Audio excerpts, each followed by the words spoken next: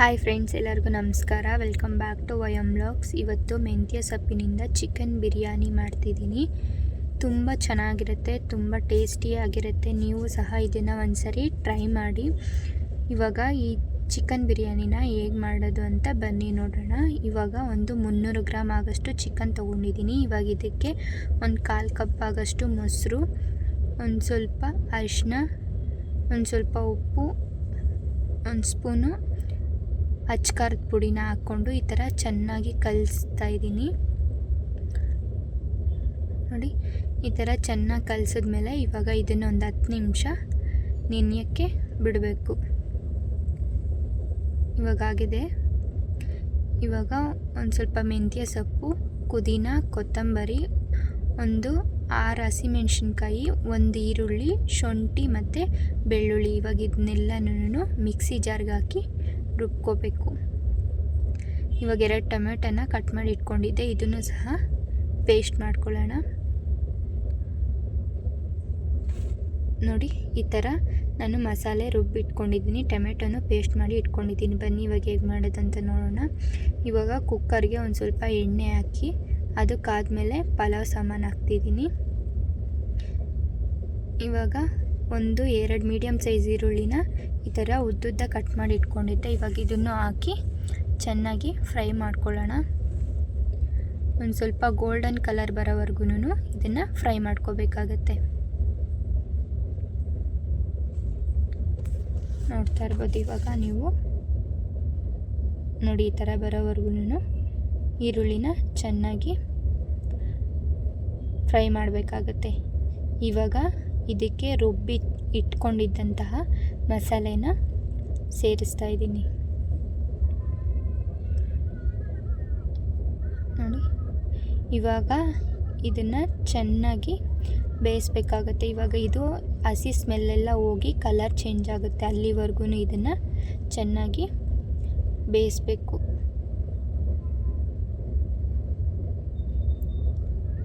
ನೋಡಿ, ಇವಾಗ ಈ ಥರ ಎಣ್ಣೆ ಬಿಟ್ಮೇಲೆ ಇವಾಗ ಇದಕ್ಕೆ ಆಗಲೇ ರುಬ್ಬಿ ಇಟ್ಕೊಂಡಿದ್ದಂತಹ ಟೊಮೆಟೊ ಪೇಸ್ಟನ್ನು ಸಹ ಹಾಕ್ತಿದ್ದೀನಿ. ಈ ಟೊಮೆಟೊ ಪೇಸ್ಟೂ ಅಷ್ಟೇ ಚೆನ್ನಾಗಿ ಹಸಿ ಸ್ಮೆಲ್ ಹೋಗೋವರೆಗೂ ಇದನ್ನು ಫ್ರೈ ಮಾಡ್ಕೋಬೇಕಾಗತ್ತೆ. ನೋಡಿ, ಈ ಥರ ಚೆನ್ನಾಗಿ ಎಣ್ಣೆ ಬಿಡೋವರೆಗೂ ಈ ಮಸಾಲೆ ಅನ್ನೋದನ್ನ ನಾವು ಫ್ರೈ ಮಾಡ್ಕೋಬೇಕು.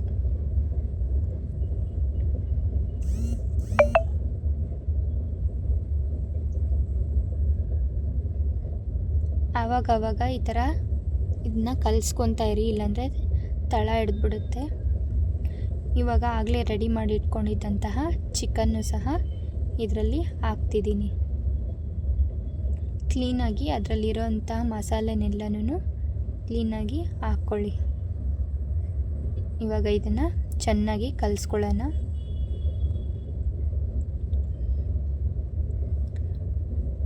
ನೋಡ್ತಿರ್ಬೋದು ನೀವು ಇವಾಗ ಯಾವ ಥರ ಚೆನ್ನಾಗಿ ಕಲಿಸ್ಕೊತಿದ್ದೀನಿ ಅಂತ. ಇವಾಗ ಇದನ್ನು ಒಂದು 10 ನಿಮಿಷ ಮೀಡಿಯಮ್ ಫ್ಲೇಮ್ ಉರಿಯಲ್ಲಿ ಚೆನ್ನಾಗಿ ಚಿಕನ್ನ ಬೇಯಿಸ್ಕೊಳ್ಬೇಕಾಗತ್ತೆ. ನೋಡಿ ಯಾವ ಥರ ಬೇಯ್ತಿದೆ ಅಂತ. ಈ ಥರ ಚೆನ್ನಾಗಿ ಬೇಯಿಸ್ಕೋಬೇಕು ನೀವು.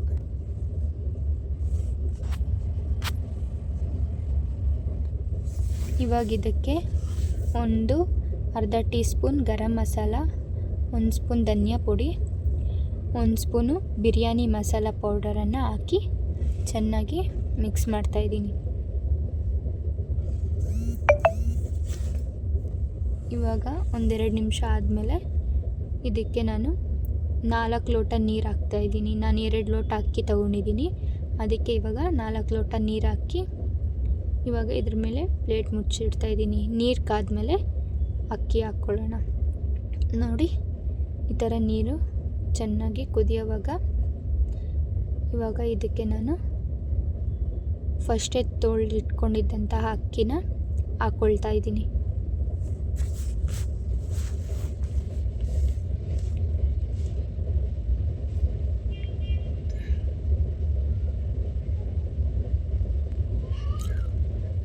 ನಾನು ಇದನ್ನು ಕುಕ್ಕರಲ್ಲಿ ಮಾಡ್ತಿದ್ದೀನಿ, ನೀವು ಬೇಕಾದರೆ ಪಾತ್ರೆಯಲ್ಲೂ ಸಹ ಮಾಡ್ಕೋಬೋದು.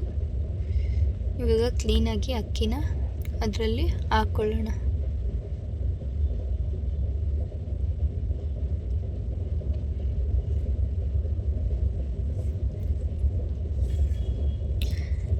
ಇವಾಗ ಒಂದ್ಸರಿ ಈ ಥರ ಕಲಿಸ್ಬೇಕು.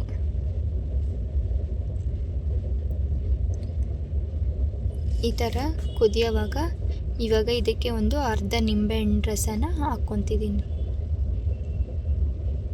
ನೋಡಿ. ಇವಾಗ ಒಂದ್ಸರಿ ಕಲಿಸ್ಕೊಂಡು ಇವಾಗ ಕುಕ್ಕರ್ ಕ್ಯಾಪನ್ನು ಹಾಕ್ಕೊಳ್ಳೋಣ. ಇವಾಗ ಇದನ್ನು 2 ವಿಷಿಲ್ಲು ಕೂಗಿಸ್ಕೊಳ್ತೀನಿ.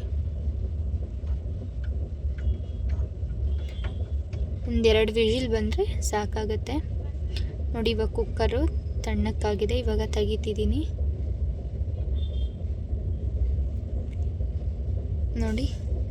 ಎಷ್ಟು ಚೆನ್ನಾಗಿ ಮೆಂತ್ಯ ಸೊಪ್ಪಿನ ಚಿಕನ್ ಬಿರಿಯಾನಿ ರೆಡಿಯಾಗಿದೆ. ಇವಾಗ ಇದನ್ನು ಕಲಿಸ್ಕೊಳ್ಳೋಣ.